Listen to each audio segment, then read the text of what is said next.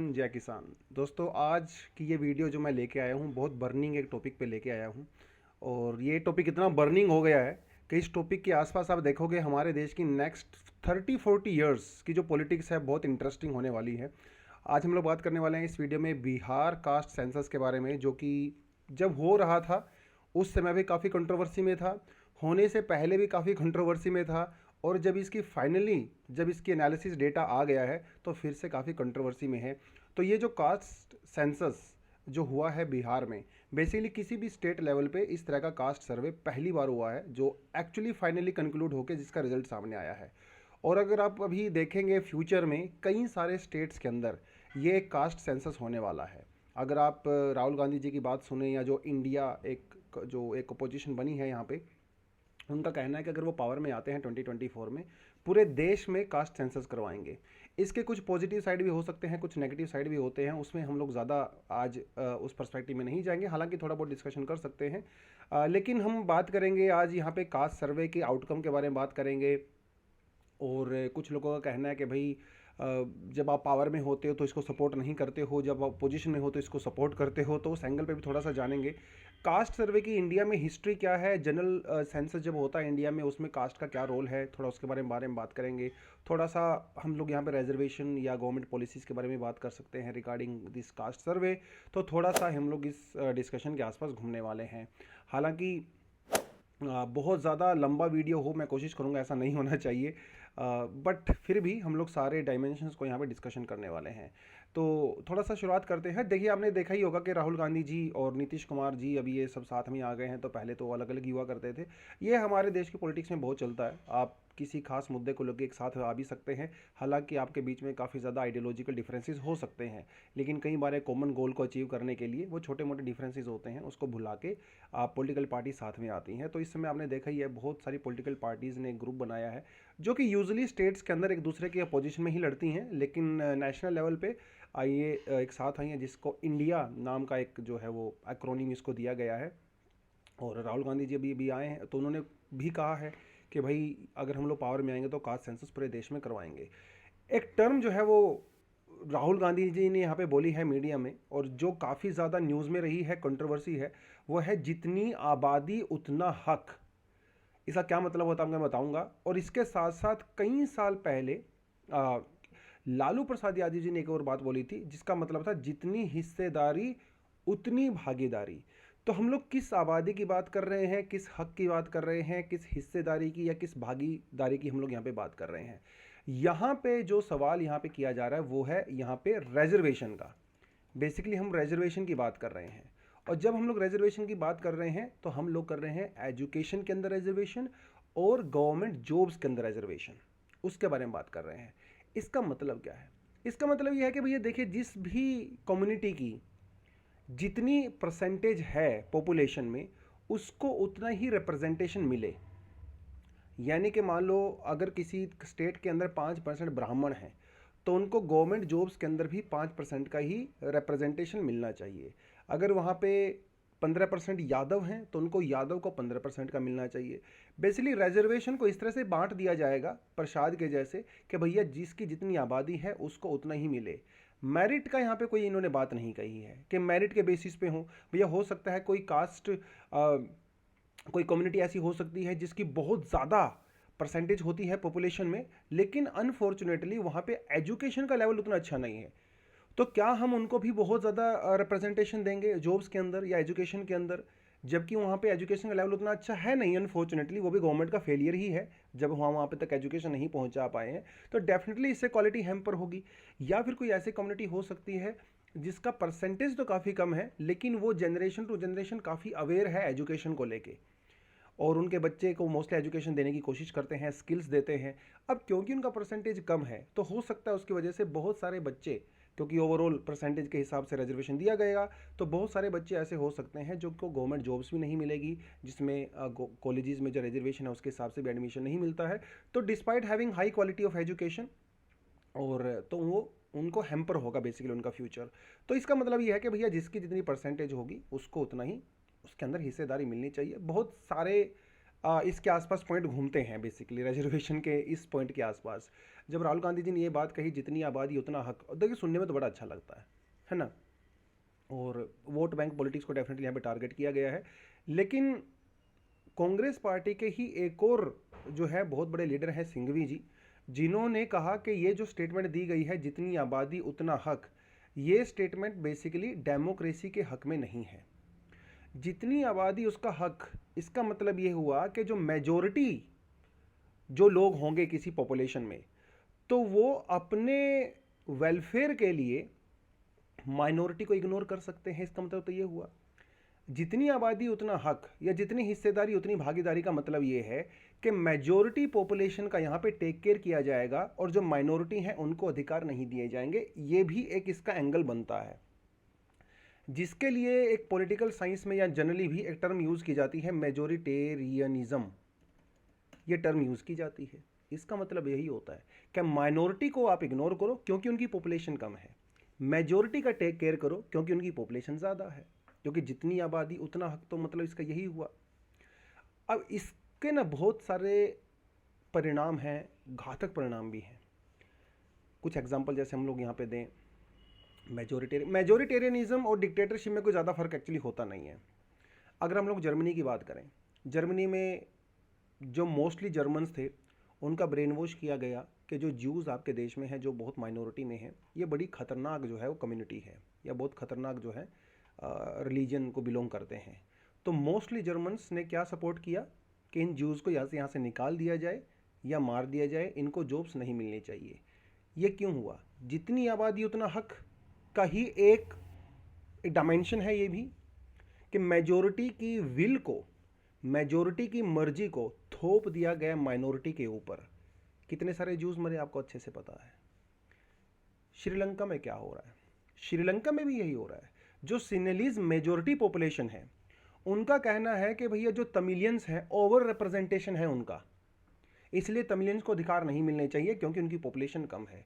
तो जितनी आबादी उतना हक, जितनी हिस्सेदारी उतनी भागीदारी, इसका सीधा सा मतलब ये होता है कि भैया माइनॉरिटी जाए भाड़ में, जिसकी जितनी पॉपुलेशन होगी हम उसको उतना ही अधिकार देंगे, उतना ही सरकारी नौकरी के अंदर, उतना ही रिसोर्सेज के अंदर, वो सब करके।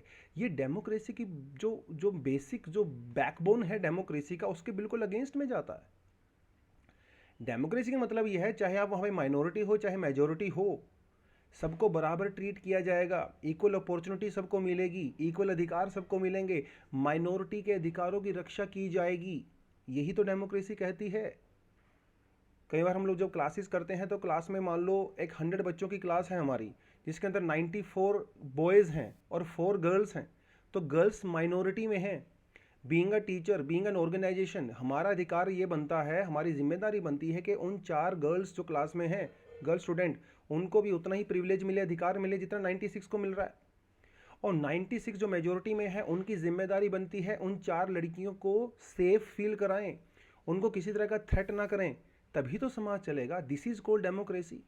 अगर 99 लोग ये चाहते हैं किसी देश में कि उस एक आदमी को मार दिया जाए, उसको भूखा नंगा रखा जाए, उसको अधिकार ना मिले, तो ये डेमोक्रेसी नहीं है, ये मेजोरिटेरियनिज्म है जो बहुत खतरनाक है।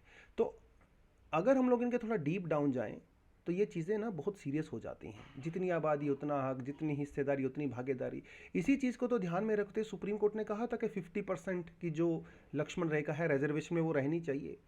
रिप्रेजेंटेशन मतलब भागीदारी, जस्टिस, इक्विटी, और उसके साथ साथ क्वालिटी, दोनों को मेंटेन किया जाए। 50% रिप्रेजेंटेशन के लिए दिया गया, 50% क्वालिटी के लिए दिया गया। हालांकि अभी इकोनॉमिक वीकर सेक्शन को 10% दे दिया गया है, फिर भी अगर आप उसको जोड़ के देखें तो 60% जो है वो बैकवर्ड सेक्शन को दिया गया है, जो एजुकेशनल इकोनॉमिकली बैकवर्ड है। हालांकि इकोनॉमिकल का तो ऐसा कोई एंगल बनता नहीं है, क्योंकि रिजर्वेशन जब दिया जाता है तो उसमें गरीबी को मैटर नहीं करता है। एजुकेशन के लिए यूजली आपका सोशल बैकवर्डनेस होनी चाहिए और एजुकेशनल बैकवर्डनेस होनी चाहिए। ठीक है, तो वो एक अलग टॉपिक पे हम लोग कभी बारे में बात करेंगे। फिर भी जो 40% रखा गया है वो एक क्वालिटी के पर्पज़ से रखा गया है, वो एक जनरल सी डिस्कशन यहाँ पे हो जाती है। बिहार कास्ट सेंसस की अगर हम लोग बात करें तो बहुत सारी पॉलिटिकल पार्टीज़ जैसे आरजेडी, समाजवादी पार्टी, या नीतीश कुमार जी की पार्टी है, या और भी बहुत सारी पार्टीज़ हैं, वो इसको बहुत अच्छे से सपोर्ट कर रही हैं, क्योंकि ये वो पार्टीज़ हैं जो बेसिकली इनका जन्म ही हुआ है, ये जो जब मंडल कमीशन और वो सब हुआ था, इनका जन्म ही हुआ है ओबीसी कास्ट के अधिकारों से के बारे में। तो ये पॉलिटिकल पार्टीज तो हमेशा ही सपोर्ट करती हैं कि कास्ट सेंसस होना चाहिए। 2011 से पहले भी वो सब बातें हो रही थी, हमेशा से ही होती है जब भी नया सेंसस आता है। तो अगर आप इस सेंसस की रिपोर्ट को देखो तो क्या लिखा है यहाँ पे, साफ साफ यहाँ पे नजर ले आता है कि एक्सट्रीमली बैकवर्ड जो क्लासेज हैं बिहार में वो 36% है, जो बैकवर्ड क्लासेज हैं वो 27% है। इसका मतलब ये हुआ, और अगर आप शेड्यूल कास्ट और शेड्यूल ट्राइब को भी इसमें ऐड कर दो तो बिहार में जो बैकवर्ड क्लासेस और एक्सट्रीमली बैकवर्ड क्लासेस ओबीसीज मतलब शेड्यूल ट्राइब्स शेड्यूल कास्ट को मिला के मोर देन 84% बनता है। 16% अगर आप देखें 15 से 16% वहाँ पे अनरिजर्व कैटेगरी है, मतलब जनरल कैटेगरी से बिलोंग करते हैं। अगर कास्ट वाइज भी अगर आप जाना चाहते हो अलग अलग, तो यादव का यहाँ पे 14.26% है, कुशवाहा 4.2%, बनिया 2.31%, और उसके अलावा एक्सट्रीमली बैकवर्ड क्लासेस में जो है केवट 0.71%, तेली 2.81%। तो वो सब आपको यहाँ पे नज़र आता है। अगर आप थोड़ा सा और जाएँ तो यहाँ पे चमार, मोची, राविदास और दुसाद, मूसाहार, पासी, महार। अनरिजर्व कैटेगरी की बात करें तो ब्राह्मण 3.6% है, राजपूत 3.4% है, भूमिहार 2.8% है, कायस्थ जो है वो 0.6% है। ये थोड़ा सा आप यहाँ पे इसको देख सकते हो। लेकिन सवाल ये उठता है कि भैया नीतीश कुमार जी या जो उनके सपोर्टर पार्टीज हैं वो इसको इतना ज़्यादा सपोर्ट क्यों कर रहे थे। कुछ लोगों को ऐसा लग रहा था कि शायद कुछ अनएक्सपेक्टेड रिजल्ट निकलेगा, लेकिन उतना अनएक्सपेक्टेड रिजल्ट एक्चुअली यहाँ पे आया नहीं है, क्योंकि अभी 27% जो रिजर्वेशन है आउट ऑफ 50% वो दिया जा रहा है ओबीसीज को। ये माना जाता है कि ओबीसीज की पॉपुलेशन 27% है, और बिहार में ओबीसीज को दो कैटेगरी में रखा गया है, एक जो बैकवर्ड क्लास है और एक जो है एक्सट्रीमली बैकवर्ड क्लास है। एक्सट्रीमली बैकवर्ड क्लासेस का वहाँ पे रिजर्वेशन 15% है, बैकवर्ड क्लासेस का अभी वहाँ पे 12% चल रहा है। जब मंडल कमीशन 1980s की हम लोग बात करें तो उन्होंने ये कहा था कि पूरे देश में जो है ओबीसीज की पॉपुलेशन 52% है, ठीक है, जिसमें से 27% रिजर्वेशन दिया जाता है, क्योंकि 50% की जो सीमा है वो सुप्रीम कोर्ट ने फिक्स की हुई है फॉर द क्वालिटी पर्पस। तो इतना अनएक्सपेक्टेड नहीं है जितना मतलब ऐसा लोग मान रहे थे सर्वे से पहले कि शायद ऐसा आएगा, ठीक है। 52% माना गया है, और अब देखेंगे अगर ओबीसी की टोटल पॉपुलेशन अराउंड वही है उसके हिसाब से ही है, क्योंकि एस सी को अगर आप निकाल दो तो ओबीसी की पॉपुलेशन वही 50-55 के आसपास आती है, जो कि मंडल कमीशन ने भी कहा था। यहाँ पे सवाल ये नहीं है, मुद्दा ये नहीं है कि किस कास्ट की कितनी पॉपुलेशन है। यहाँ पे मुद्दा ये है मेनली कि क्या इन जातियों का अपनी परसेंटेज के हिसाब से वहाँ के सोशल स्ट्रक्चर में या फिर वहाँ के इकोनॉमिक स्ट्रक्चर में, जॉब्स में, एजुकेशन में क्या उतना रिप्रेजेंटेशन है या नहीं है। मेन मुद्दा ये है। तो इसीलिए कास्ट सर्वे वहाँ पे करवाया गया, हालांकि उसकी बहुत सारी रेमिफिकेशंस हो सकती हैं जिसके बारे में थोड़ा बात करेंगे। तो इस सारे इश्यूज़ की बहुत सारी डेप्थ में जाने से पहले हम थोड़ा सा कास्ट सर्वे की हिस्ट्री में देख लेते हैं। हालांकि बिहार सर्वे के ऊपर हम दोबारा से डेफिनेटली आएंगे। 1881 में हमारे देश में ब्रिटिशर्स के द्वारा ऑफिशियल तरीके से सेंसस करवाया गया था, और 1881 से लेकर 1931 तक उस सेंसस के अंदर, उस जनगणना के अंदर जाति जनगणना भी हुआ करती थी। लेकिन 1931 के बाद जब 1941 में कास्ट सेंसस हुआ तो उसमें से कास्ट वाला सिस्टम निकाल दिया। यहाँ पे कास्ट वाला सिस्टम जब निकालने की मैं बात कर रहा हूँ, एससीज और एसटीज इन दोनों को इंक्लूड किया गया था, लेकिन ओबीसीज या फिर कुछ सब कैटेगरी जो ओबीसीज हैं उनको यहाँ पे इंक्लूड नहीं किया गया था। तब से लेके अभी तक हमारे देश में जनरल जो कास्ट सेंसस होता है उसमें सिर्फ एससीज और एसटीज का कास्ट सर्वे होता है, मतलब जो वो नाम लिखे जाते हैं, ओबीसीज का नहीं लिखा जाता है। 2011 में जब जनरल सेंसस हुआ था तो 2009 में सुप्रीम कोर्ट के अंदर पीआईएल फाइल की गई थी एक तमिलनाडु की पार्टी ने, जिसमें भी सुप्रीम कोर्ट ने यही कहा था कि नहीं, हम, पहली बात तो ये पॉलिसी मैटर है तो इसमें सुप्रीम कोर्ट ज़्यादा कुछ करता नहीं है, ये सरकार का फैसला होता है। फिर सुप्रीम कोर्ट ने फिर भी ये कहा कि नहीं, हम लोग कास्ट सर्वे नहीं करवाएंगे अपने जनरल सेंसस के अंदर में, क्योंकि इससे सेक्टेरियन स्ट्राइफ यानी कि कम्युनल राइट्स या जातिवाद जो है इससे ज़्यादा बढ़ सकता है। ये सुप्रीम कोर्ट का पॉइंट ऑफ व्यू था। हालांकि ये पॉलिसी डिसीजन है, इसमें सुप्रीम कोर्ट का कुछ ज़्यादा रोल होता नहीं है, बट उसके बावजूद भी सुप्रीम कोर्ट ने ऐसा कहा था। बहुत लोगों ने इसको सपोर्ट भी किया, बहुत लोगों ने इसको सपोर्ट नहीं भी किया। अगर हम लोग बात करें, देखिए अभी प्रेजेंट की क्या बात है, यूपीए की जो सरकार है, राहुल गांधी जी हैं, इनके जो साथी हैं, मित्र पार्टीज़ हैं, वो कह रही हैं कि भैया कास्ट सेंसस को हम लोग सपोर्ट करते हैं, पूरे देश में करवाएंगे। लेकिन सवाल ये उठता है कि जब आप अपोजिशन में होते तो आपके एक्शंस और आपके थॉट प्रोसेस कुछ और होती है। जब यूपीए की सरकार यानी कि जब मनमोहन सिंह जी की सरकार पार्टी में थी, उस समय उनका क्या कहना था? चिदम्बरम साहब ने पार्लियामेंट में कहा था कि जातिगत जो जनगणना है, जो जनरल सेंसस में होती है, वो ऑलमोस्ट इम्पॉसिबल है, क्योंकि इसके अंदर बहुत सारी कॉम्प्लेक्सिटीज़ हैं। क्यों क्या कौन सी कॉम्प्लेक्सिटीज़ हैं? क्योंकि हम लोग बात यहाँ पे ओबीसीज़ की बात कर रहे हैं। उनका कहना है कि कुछ स्टेट्स के अंदर जो ओबीसीज़ हैं, दूसरे स्टेट के अंदर वो ओबीसीज़ नहीं हैं। कुछ जातियाँ ऐसी हैं जो शेड्यूल कास्ट की लिस्ट में भी आती हैं और ओबीसीज़ की लिस्ट में भी आती हैं। उसके अलावा जो लोग क्रिश्चियनिटी जो हिंदुइज्म से क्रिश्चियनिटी में कन्वर्ट हुई क्लासेस या इस्लाम में कन्वर्ट हुई, उनके में अलग अलग स्टेट्स के अंदर अलग अलग डिफरेंसेस हैं। माइग्रेंट्स हमारे देश में बहुत ज़्यादा जो है वो देश में माइग्रेशन होता है, उनकी डिटेलिंग हमें अच्छे से नहीं पता है।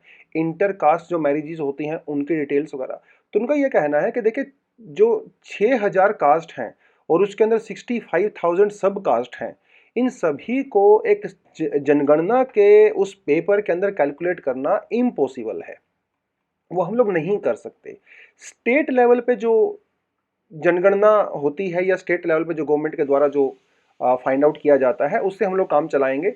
और हमारे देश में इतनी ज़्यादा जरूरत भी नहीं है। इवन राजीव गांधी जी जब थे अपोजिशन में थे 1991 में, राजीव गांधी जी ने भी ये कहा था कि वो जाति के बेसिस पे रिजर्वेशन को सपोर्ट नहीं करते हैं। उनका ऐसा कहना था कि वो मेरिट के बेस पे जॉब्स हो या एजुकेशन हो, उसको मैटर करता है रादर देन जाति के आधार पे। हालांकि अभी जो यूपीए की गवर्नमेंट है वो उसके बिल्कुल अगेंस्ट में जाती है, बट ये कोई पॉलिटिक्स में ज़्यादा फर्क नहीं पड़ता कि मेरे पिताजी ने एक बात बोली है तो मैं उसको सपोर्ट करूंगा, दादाजी ने एक बात बोली उसको सपोर्ट करूंगा। हर आदमी इंडिविजुअल होता है। ठीक है, फैमिली एक मैटर करती है, लेकिन पॉलिटिक्स में फैमिली से ऊपर उठ के भी चीज़ें होती हैं, तो उस केस में हम लोग कोई ब्लेम वगैरह नहीं दे सकते। फिर भी अच्छा, एक चीज़ आपको बताता चलो कि जो जनरल सेंसस हमारे देश में होता है, ये डेटा पूरी तरह से सिक्योर होता है, प्राइवेट होता है, इसको किसी के साथ शेयर नहीं किया जाता है। लेकिन फिर हमारा सोशियो इकोनॉमिक कास्ट सेंसस करवाया गया था। एक चीज़ आपको बताता चलो कि जो जनरल सेंसस होता है, हमारा जनगणना होती है, उसके डेटा पूरी तरह से प्राइवेट होता है, प्रोटेक्टेड होता है, और वो किसी के साथ शेयर नहीं किया जाता है।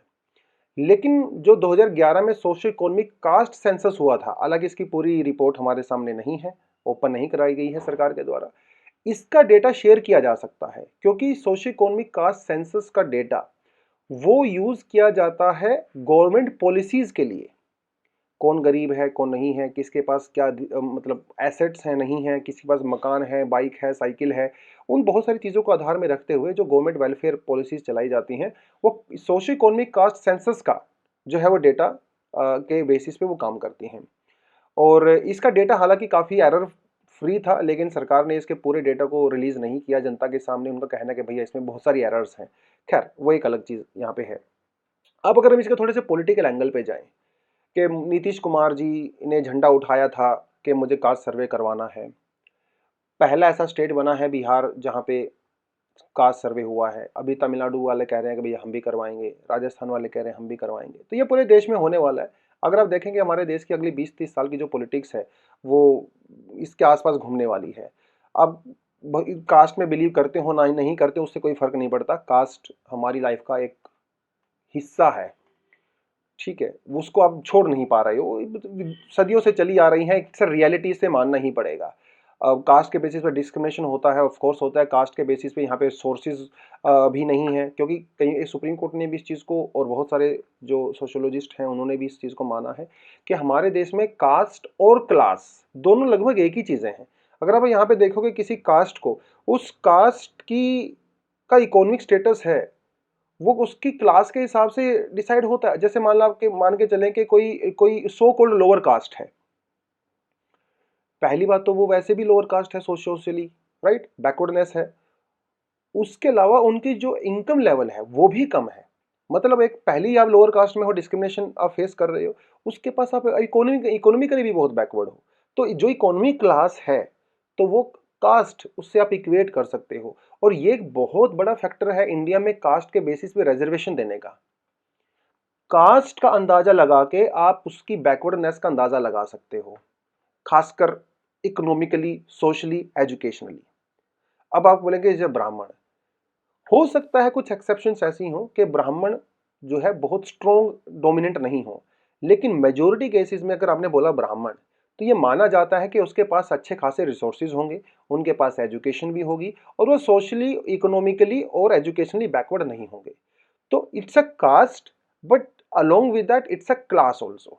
इसीलिए हमारे यहाँ पे कास्ट बेस्ड रिजर्वेशन भी दिया जाता है हमारे देश में। अब बहुत सारे लोग सवाल उठाते हैं कि भैया नीतीश कुमार जी सपोर्ट कर रहे थे एंड ऑल दैट, ठीक है, वो सारी चीज़ें जो 1980s में मंडल कमीशन ने कहा, और फिर एक मंडल वर्सेस कमंडल भी चलता था, जनसंघ, जनसत्ता और बीजेपी की जो पार्टीज हैं, आरएसएस एंड ऑल दैट, वो सब मिलके वो उसको सपोर्ट नहीं कर रही थी ओबीसी रिजर्वेशन को, हालांकि बाद में उसको इम्प्लीमेंट किया गया। अब एक परसेप्शन है ये, या आप इस बात को मान भी सकते हो कहीं ना कहीं कि जो बीजेपी है या उसके जो और सपोर्टिंग जो पार्टीज हैं एनडीए में, वो कास्ट सेंसस से अवॉइड करने की कोशिश कर रही थी खुद को। हालांकि यहाँ पे भी एक बड़ा गेम है। बिहार की लेजिस्लेटिव असेंबली में कुछ साल पहले जब कास्ट सर्वे की बात की गई, तो उसमें सभी पार्टी ने कहा, इंक्लूडिंग बीजेपी बिहार में, कि हम लोग कास्ट सेंसस करवाने के पक्ष में हैं। अभी बीजेपी ने यू टर्न ले लिया है, बट उस समय वो बिहार में सपोर्ट कर रहे थे, क्योंकि बिहार की राजनीति, जो ग्राउंड पे जो कास्ट राजनीति है, वो अलग तरह से काम करती है। राजस्थान की अलग से करती है, महाराष्ट्र, हरियाणा, पंजाब, तमिलनाडु सबकी अलग से करती है, और बिहार में कास्ट पॉलिटिक्स आप अलग नहीं कर सकते हो। तो इसलिए बिहार ने, बीजेपी ने वहाँ सपोर्ट किया। अभी बीजेपी क्योंकि पावर में है इस समय सेंटर में, तो थोड़ा सा वो इस मुद्दे से अवॉइड करने की कोशिश कर रही है। इसके बहुत सारी पॉलिटिकल चीज़ें भी हैं जिसमें हम लोग ज़्यादा जाने की रिक्वायरमेंट नहीं है, बट स्टिल अगर मेजर मेजर ऑब्जर्वेशन आप यहाँ पे देखें, जैसे इसको मैं थोड़ा सा अगर जूम करके आपको दिखाऊं, तो लोकसभा के अंदर अगर आप देखें 1996 से लेकर 2019 तक, धीरे धीरे जो लोकसभा के अंदर वोट परसेंटेज है बीजेपी का ओबीसीज के अंदर, वो बढ़ा है। पहले ये 20% के आसपास था, 2019 में ये 37.4% हो गया। इसका मतलब उनका परसेंटेज बढ़ा है। यस। अपर कास्ट वोट की अगर आप बात करें, स्वर्ण जात का, स्वर्ण की बात करें, स्वर्ण में अगर आप देखो तो कांग्रेस का वोट परसेंटेज लगातार कम हुआ है 96 से 2019 तक, जबकि बीजेपी का वो 35% था 1996 में, और अभी बढ़ के वो 61% हो गया। ओबीसी का अगर आप वोट देखें, ओबीसी 1996 में 25% वोट कांग्रेस को जा रहा था, 19% बीजेपी को जा रहा था, जबकि 2019 में ओबीसी का जो वोट शेयर है कांग्रेस में, वो सिर्फ घट के 15% रह गया, जबकि बीजेपी का 44% चला गया। इसका मतलब नेशनल लेवल पे ओबीसीज वो बीजेपी की तरफ जा रहे हैं। ठीक है, इससे तो यही मतलब समझ में आता है। लेकिन यहाँ पे थोड़ी वेरिएशन भी है एक्चुअली। जो ओबीसीज एनडीए को या मोदी जी को सपोर्ट करते हैं नेशनल पॉलिटिक्स में, वही ओबीसी पॉपुलेशन जब स्टेट का इलेक्शन होता है, रीजनल पार्टीज को सपोर्ट करती हैं। उस समय वो बीजेपी को ऐसा सपोर्ट नहीं करती हैं। यह भी एक बड़ी इंटरेस्टिंग जो है मुद्दा सामने आता है।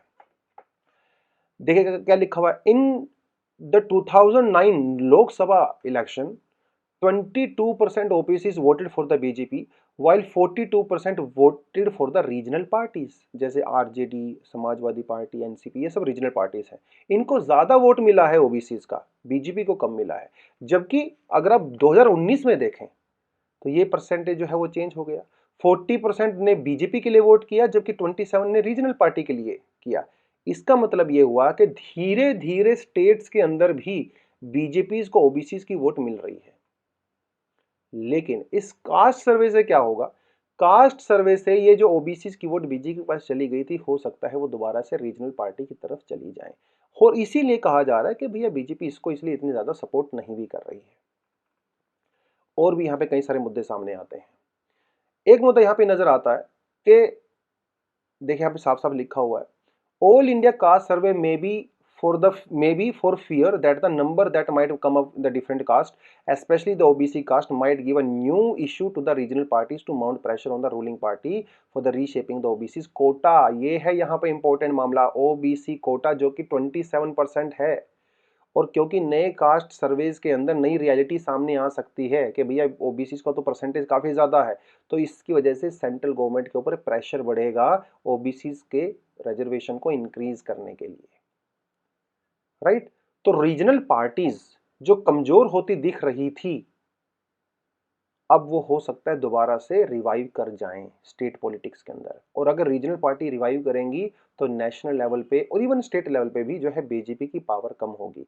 ये तो एक पॉलिटिक्स की वाली चीज होगी जो हमें बहुत ज्यादा जानने की रिक्वायरमेंट नहीं है, लेकिन बीइंग अवेयर सिटीजन, ठीक है, हमें जानना चाहिए। अगर आप यूपीएससी वगैरह के एग्जाम की तैयारी करते हो तो फिर ये एस्पेक्ट आपके लिए नहीं है, ये आम जनता के लिए है कि देखिए यहाँ पे ना एक चीज ना हिंदुत्व वाली भी देख सकते हो।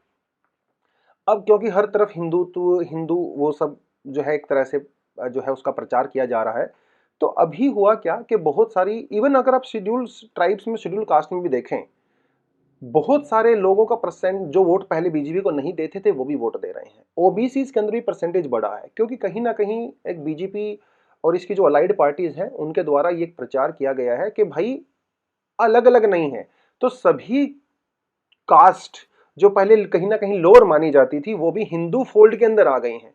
तो हिंदुत्व हिंदू के नाम पे वोट मांगा जा रहा है, कास्ट पॉलिटिक्स नहीं। अगर आप अभी मोदी जी की अगर आप स्टेटमेंट सुने जो उन्होंने 2-3 दिन पहले तेलंगाना में दिया, तो उन्होंने भी यही कहा है कि जो कांग्रेस गवर्नमेंट है या जो दूसरी इसकी पॉलिटिकल पार्टीज हैं वो समाज को कास्ट के नाम पे बांटने की कोशिश कर रही हैं, जबकि हम हैं समाज को एक करने की कोशिश कर रहे हैं। तो उनका यह कहना है कि कास्ट सर्वे जो अलग अलग कास्ट की पॉपुलेशन दिखाता है, तो इसके नाम पे समाज बंटेगा, एक नहीं होगा। हालांकि ग्राउंड रियलिटी तो आपको भी पता है, आज भी उतने ही वो डिस्क्रिमिनेशन हो रहे हैं समाज में, पहले भी हो रहे थे, बट वो एक पॉलिटिक्स का अलग से यहाँ पे एंगल जाता है। अब ये है सवाल कि भाई जब ये कास्ट सर्वे आया है तो इसमें जो पिछड़ा वर्ग है कुल मिला के, सभी पिछड़ा वर्ग मिला के वो 85% के आसपास आया है। तो क्या ये 50% की जो लक्ष्मण रेखा इंदिरा साहनी केस में सुप्रीम कोर्ट ने डाली थी, क्या अब इसको ब्रीच किया जाएगा? डेफिनेटली इसकी डिमांड होगी और ये रिजर्वेशन बढ़ाया जाएगा तो ये कहीं ना कहीं पार्लियामेंट के थ्रू आएगा, जुडिशरी भी इसमें इन्वॉल्व डेफिनेटली होने वाली है। और जुडिशरी का यहाँ पे क्या रोल रहेगा ये बड़ा इंपॉर्टेंट रहने वाला है। मराठा वाले केसेस में आपने देखा था महाराष्ट्र के अंदर जहां पे मराठास को रिजर्वेशन दिया गया था, लेकिन सुप्रीम कोर्ट ने उसको रिजेक्ट कर दिया था, ये कह के कि आप एक फॉरवर्ड क्लास को रिजर्वेशन नहीं दे सकते। रिजर्वेशन देने का जो बेसिक जो पॉइंट होता है वो होता है कि रिजर्वेशन दो बेसिस पे दिया जाता है, इधर यू आर एजुकेशनली बैकवर्ड और सोशली बैकवर्ड। पैसे के नाम पे कभी रिजर्वेशन का मुद्दा नहीं था, हालांकि अभी 10% दिया जा रहा है, वो भी एक अलग से डिबेट का मुद्दा है, ठीक है, वो सुप्रीम कोर्ट में भी चल रहा है, वैसे से भी अलग से उस पर बात कर सकते हैं। तो एक ये सवाल डेफिनेटली अभी नजर आएगा, क्या पूरे देश में ये जो 50% की जो लक्ष्मण रेखा तय की गई थी, जो कि अभी 60% हो गई है, क्या उसको भी ब्रीच किया जाएगा? क्योंकि अगर आप फॉरवर्ड क्लासेस को देखें या फिर आप जनरल कैटेगरी को देखें तो दे आर अराउंड 12% 13-14%। तो क्या उनकी हिस्सेदारी उतनी रहेगी या बढ़ेगी? तो ये एक क्वालिटी वर्सेस क्वांटिटी की भी डिबेट यहाँ पे बन जाएगी ऑफ कोर्स। तो फिर से मैं उसी बात को दोहराना चाहूँगा कि हो सकता है कुछ कम्युनिटीज़ पीछे छूट गई हैं हमसे, जो नंबर में तो काफ़ी ज़्यादा हैं, लेकिन अनफॉर्चुनेटली उनके पास क्योंकि साधन नहीं थे तो वो एजुकेशनली पिछड़ गई हैं। क्योंकि उन पॉपुलेशन एजुकेशनली पिछड़ गई हैं और अगर अगर हम उनको अभी अफर्मेटिव एक्शन के द्वारा जॉब्स में लेके आएंगे तो क्या उससे क्वालिटी हैम्पर होगी? ये बड़ा सवाल यहाँ पे खड़ा होगा। कुछ ऐसी जातियां हो सकती हैं जो नंबर में तो कम है लेकिन उनको एजुकेशनली काफ़ी फॉरवर्ड है। अब क्योंकि उनको रिजर्वेशन ओवर कम मिल रहा है तो क्या वो पीछे छूट जाएंगी? उनके बहुत सारे जो बच्चे हैं जिन्होंने पढ़ाई लिखाई करी है उनको जॉब्स नहीं मिलेंगी या एजुकेशन इंस्टीट्यूशन के अंदर एडमिशन्स नहीं मिलेगा। तो वो सारी चीज़ें यहाँ पे देखने वाली बात है।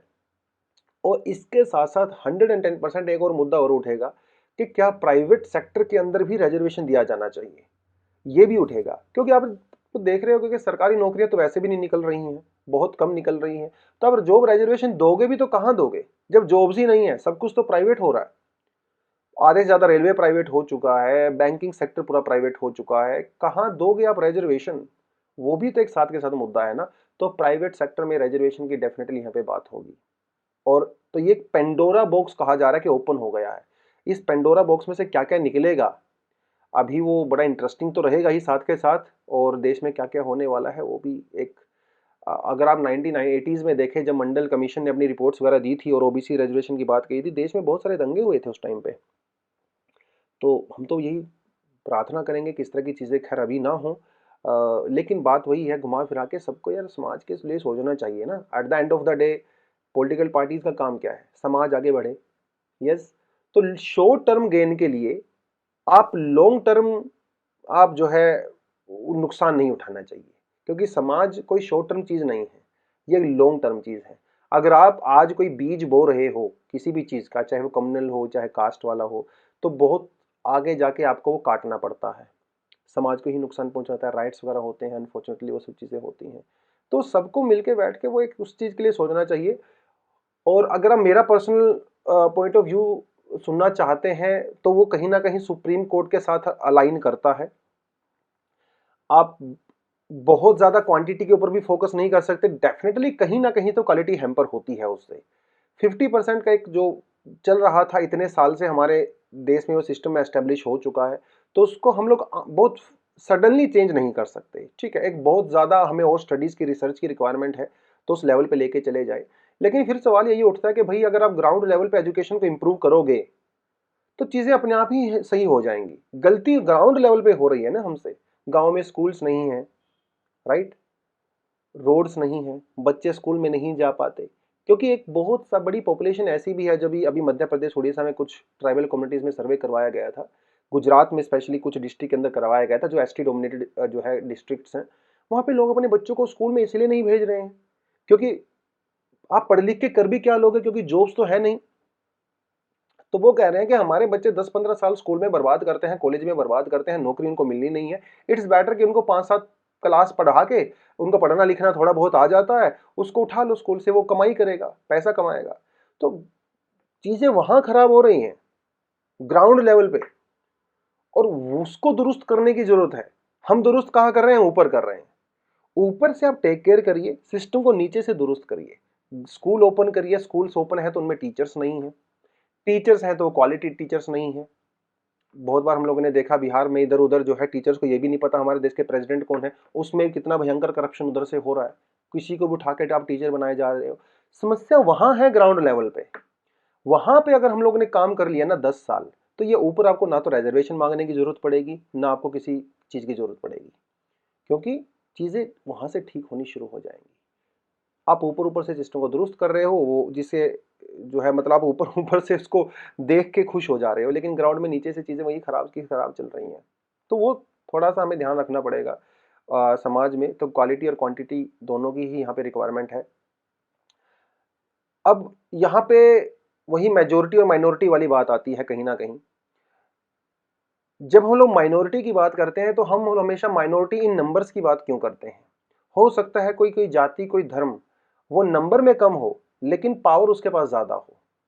और अगर आप नंबर के ऊपर बात करते हो कि सिर्फ ये क्योंकि नंबर में कम है इसीलिए इनको जो है प्रोटेक्शन की रिक्वायरमेंट होती है, वो सिस्टम भी गलत होता है। यस, क्योंकि नंबर डिसाइड नहीं करता है आपकी पावर का और रिप्रेजेंटेशन का। तो ये सारी चीजें, मुद्दे जो है हमें सोचने पड़ेंगे, थोड़ा बैलेंस बनाना पड़ेगा, तब जाके चीजें ठीक होंगी। लेकिन 2024 से पहले बिहार में कास्ट सेंसस हुआ है, तो बिहार की राजनीति तो डेफिनेटली चेंज होगी ही इससे। और अगर आप देखोगे अभी 2024 के इलेक्शन से पहले हो चुका है शुरू, ये बहुत बड़ा मुद्दा रहने वाला है इस समय पॉलिटिकल रैलीज में। इवन बिहार में तो बीजेपी सरकार ने क्रेडिट लेना भी शुरू कर दिया है कि बिहार में जो कास्ट सेंसस हुआ, ये शुरुआत हम लोगों ने इस चीज़ की थी। खैर, वो एक पॉलिटिक्स वाली चीज़ें हैं। आप अपने एग्जाम के लिए इस तरह की नॉलेज की आपको रिक्वायरमेंट नहीं है, but being a citizen, being a aware citizen, definitely हमें थोड़ा इन चीज़ों का आइडिया होना चाहिए। ठीक है, तो वो थोड़ा हम लोग देख सकते हैं। बाकी आपका पॉइंट ऑफ व्यू क्या है इस पूरे मुद्दे के ऊपर, आप नीचे कमेंट सेक्शन में बता सकते हैं। आप घंटों इस चीज़ पे डिस्कशन कर सकते हो, डिबेट कर सकते हो, इसका कोई एंड नहीं है। ठीक है, लेकिन हमें भी थोड़ा बचना पड़ता है कि हम लोग इतना ज़्यादा राजनीति में ना घुसें कि चीज़ें खराब हो जाएं। ठीक है, तो जितना कोशिश किया वो हम लोगों ने इस पर डिस्कशन करने की कोशिश की है। इसकी थोड़ा हिस्ट्री हम लोगों ने जाना, प्रेजेंटली क्या क्या हुआ है, क्या हो सकता है। बीजेपी वाला थोड़ा एंगल हम लोगों ने यहाँ पे देखा है, कांग्रेस वाला थोड़ा एंगल यहाँ पे देखा है। तो वो regional parties and all that, अभी 2024 में इलेक्शन होने वाले हैं, तो डेफिनेटली अगर फ्यूचर में इस पूरे मुद्दे पे कुछ और डिबेट और डिस्कशन की रिक्वायरमेंट होगी तो हम लोग करेंगे। बाकी कमेंट सेक्शन में अपना कमेंट जरूर बताएं। Thank you very much, all the best, जय हिंद, जय जवान, जय किसान।